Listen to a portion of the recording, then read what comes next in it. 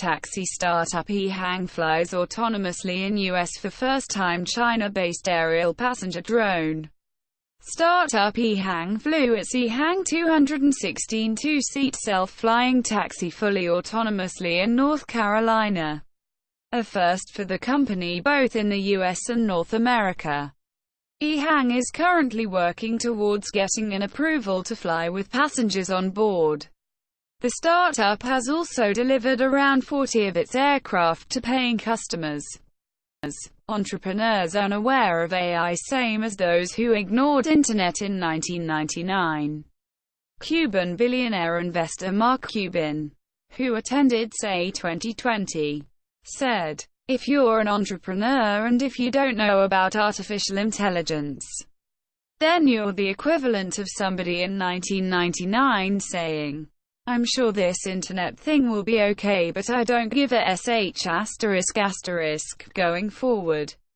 The world will quickly be defined by AI haves and AI have-nots," he added. Amazon's video doorbell company fires 4 employees for watching customer videos. Amazon's subsidiary Ring, which makes smart doorbells with security cameras, has fired at least 4 employees for improperly seeking access to customer data over the last 4 years. The attempted access to the data exceeded what was necessary for their job functions, Amazon said. About the fired employees, Amazon had acquired the video capturing doorbell maker in 2018. Facebook caused Trump's win in 2016. Must not stop his re-election. Exec Facebook Vice President Andrew Bosworth, in a leaked internal memo that he later publicly posted, said he believes Facebook was responsible for Donald Trump's presidential election victory in 2016.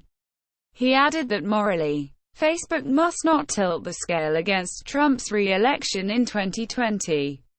Trump won, not from Russian interference, but a great digital ad campaign on Facebook, Bosworth said.